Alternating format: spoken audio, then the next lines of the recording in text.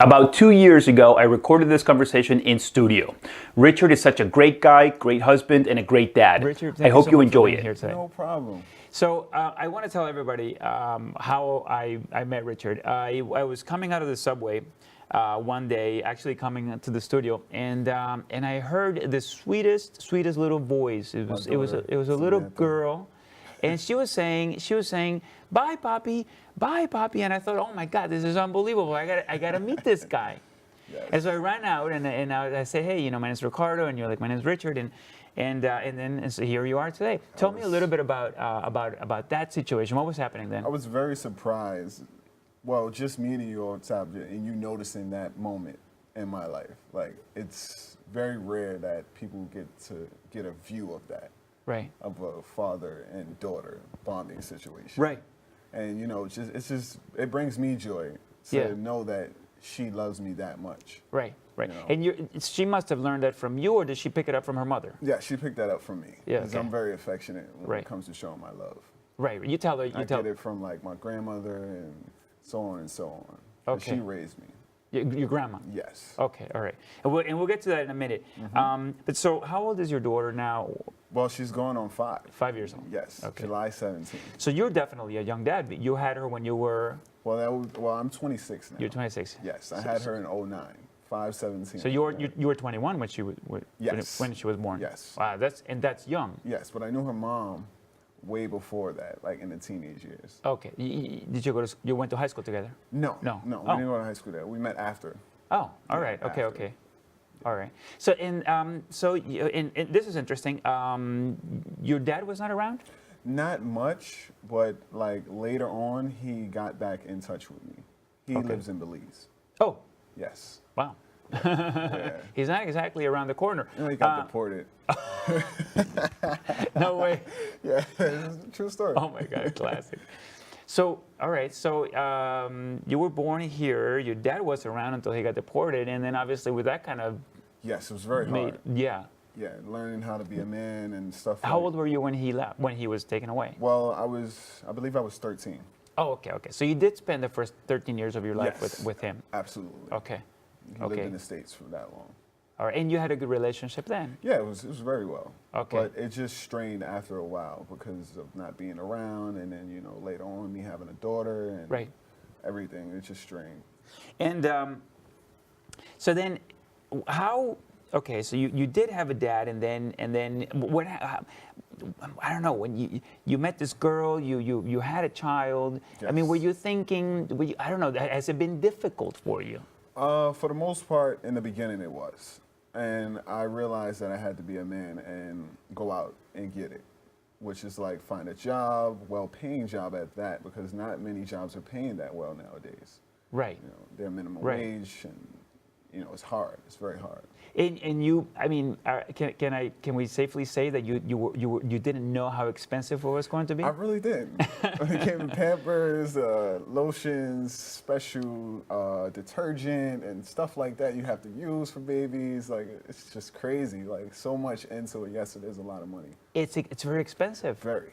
And are you still together with the baby's mother? Yes, I am. Okay. Did you get married or no? Engaged. Got engaged on Valentine's Day, actually. Okay, cool. Yeah. Cool. Congratulations. That's awesome. Thank you. Well, during pregnancy, it was kind of rough because I wasn't able to be around as much as I wanted to.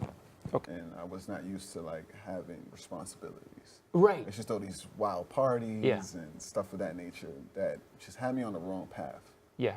As well as friends. Okay. Yes. Sometimes they lead you the wrong way.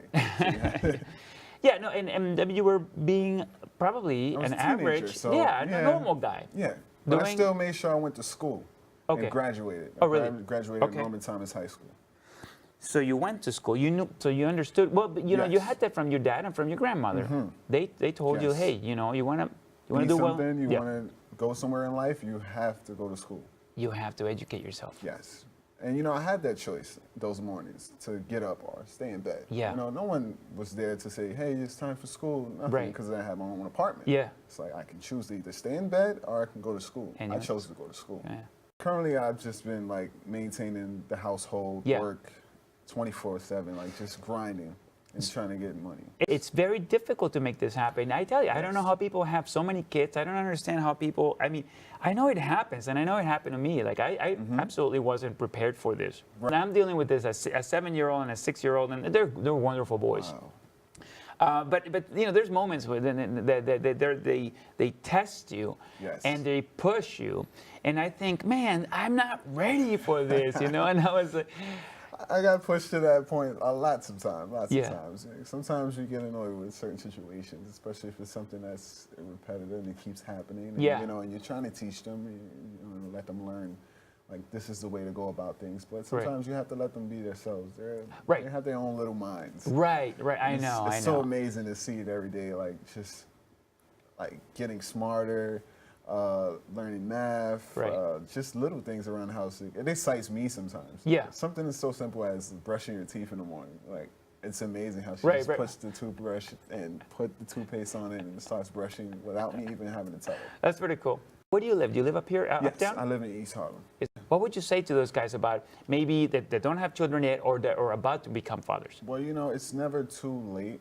And then again, I would say it's never too early, because people have kids at age 16 nowadays. Yeah. You know, it's not necessarily a right thing or a wrong thing.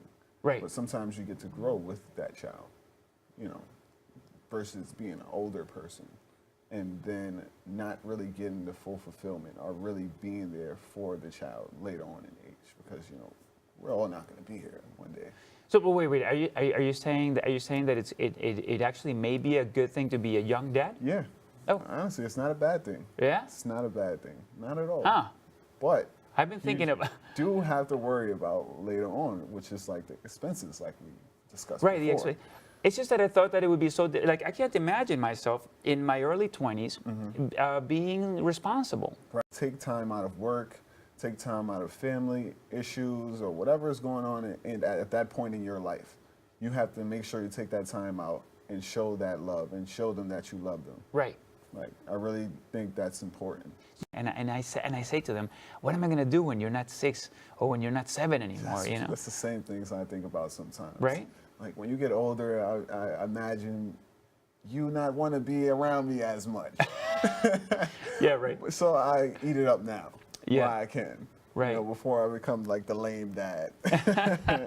You know, that's just my dad. Right. That's just my dad. Right? Yeah. That's funny. I like to ask my daughter, like, what do you want to do today? Okay. Like, you want to color? You want to go to the museum? Would you like to go out to eat somewhere? Just daddy-daughter time sometimes. Okay. Yeah. All right. And sometimes you do have to separate sometimes from the mother and have that alone time. Right. Because to let them see how you are and how you interact with them by yourself. Yeah. It's not. It doesn't have to always be a family thing. Sometimes you Right. have to give them other time as well. You know, I think that's smart. I think that's really smart. We definitely did. We started doing that several years ago, where we would split up. But you know, I would take both boys, and she would have her alone time, Right. and it was just the boys and me. There's some things that I do, like you know, to be a good husband, for instance. You Right. know, I clean. Or I'll get the laundry started, right? I Right. mean, do you find yourself doing things like that to I don't know, to keep Yes. your relationship? Actually, before she got off work and I came here, I cooked and I washed the dishes and stuff Wow. of that nature, and, you know, and I have the laundry prepared for tomorrow. Oh, So she walks in, she sees all Right. this, and she's very happy about it. And Yeah. there's rewards, of course, for Right. doing these Yeah. little things. You know, they Absolutely. appreciate it. They show Right. that they appreciate it. My mom was pretty much around till I was about, I would say, 15, because she moved down south to Montgomery, Alabama, which most of my family lives. okay. I have a lot of cousins and family up here, but she Alright. went down there to live. And that's when I was left with my own situation, which Oh, is wow. the apartment and everything like that, and Yeah. learning how to survive on my own Yeah. and be a man. Montgomery, Alabama. Man, you know, I read the Martin Luther King Jr. book. My it great was- grandmother lived next door to him. No way. I want to share with you and with those watching. This right here is an amazing, amazing book. I love Alfie Kahn. I mean, he's so well educated. When you read this book, you really get a sense that He's done so much research. It's incredible. It's a fantastic book. And this one is on unconditional parenting. I kind of always wanted a baby girl. Yeah. That was just my dream. Okay. Of having a baby Oh, girl. you did? Yeah. What do you do with your daughter to prepare her for, like, or maybe like if she gets separated in a crowded area, what do you do? Recently we had an ethnic festival down the block. Yeah. They registered kids, actually. Oh. We're taking samples of hair and DNA. Oh, wow. So I registered her. Okay. Yeah, so that's definitely big for me also. And Yeah. I can only imagine what a parent has to go through losing a kid. Oh, my God, yeah. Like in a mall or shopping or anything. I lose mine all the time. Really? I swear to you. I don't see anybody anywhere. I got to get on the phone and tell my wife that I've lost both my kids. No. It was insane. I'm on the phone. Thank God she doesn't pick up. And I Yeah. see them all the way up at the top of the hill. And I'm like, okay, she didn't pick up. Oh, all's good. Everybody's safe. There was a scenario as far as school that came up one time where the teacher didn't know how to handle, like, as necessarily talking to a child. Yeah. You know, you have a degree and everything of that nature, but you have no physical, you know, reference of like how to speak to a child. Okay. Like, it just got out of hand one time, and you know, I handled the situation very nicely. Okay. And You had to go in and you spoke to them. spoke to the principal and stuff of that nature. Okay. And, you know, I handled it, and I handled it very Right. well. And I told her, like, you know, if you have a problem with your teacher, you need to come and tell daddy. You know, Right. it's just the appropriate thing to do. Don't hide it. It could be anything. What do you think makes a great father? I would say standing by your day one words, which is love. If you're going to say I love you, those 3 words, you need to mean it. And Right. You need to show it. Right. Which means every day you step out that door, you're doing it for somebody, not for yourself. A lot Yeah. of people do it for self and forget about their children. Right. You know, there's a lot of dads out there that's just doing for self. Yeah. And not necessarily giving back. No matter if you're with the mother or not, Yeah. you should still provide, because that is your manly duties. Right. And that's just something you're supposed to do when you bring a child into this world. I've been in conversations with dads where, you know, they'll say, well, I'm going to get these new pair of sneakers. Oh. And I'm just like, Yeah. wait a minute. Yeah. Like, you know, you going to buy a $200 pair of sneakers, Yeah. but your child doesn't look like you.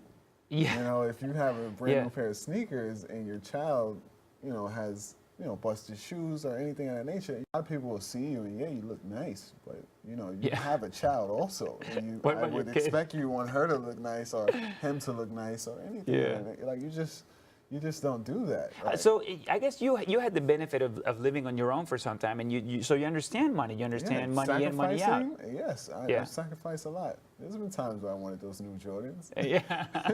Yeah. I'm not gonna get them. I'll probably get it for my daughter first before anything, or maybe for the mother and my daughter. Right. Before I even have them. Right. That's just my mindset. Yeah. I don't need them. What's going to happen is if you don't pay that bill, then know it's all- and your relationship starts to suffer. Yeah. And bills and stuff come in hand, and yes, that does mess up relationships. It messes up. sometimes. It does. Yeah, because you tend to argue about little things as far as bills, rent, whether it be a phone bill, or it can be daycare also. It can Oh, be man. daycare issues, like it's stuff like that. Little things like that, it counts. And, you know, you should just keep up with that versus worrying about anything else, Right. because that can That's- strain a relationship. Right. So it starts with you, right? I mean, you being present, you being nice to the mother, and then that way you get to be there for the child, which is an Right. opportunity in itself. Being Right. a father is such an amazing opportunity. It is. I appreciate every morning waking up and just seeing those 2 women in my life.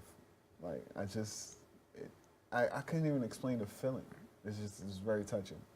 It is a Very pretty cool touching. thing. It's It very is a pretty touching cool to thing. wake up every day with the love of your life and your child. All right, so are you going to have another child?